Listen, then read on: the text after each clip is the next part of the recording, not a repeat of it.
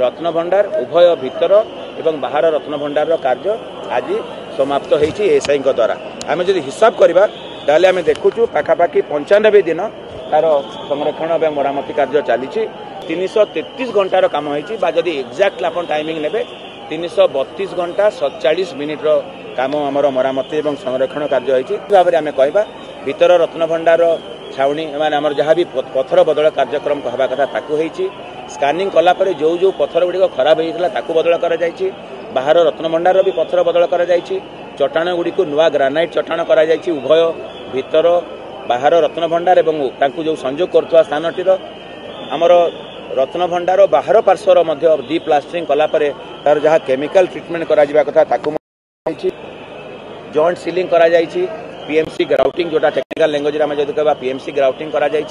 एवं सर्वोपरि आमर छात पोर्सन जोटा अच्छी भितर 9टी स्टेनलेस स्टील बॉक्स बीम लगा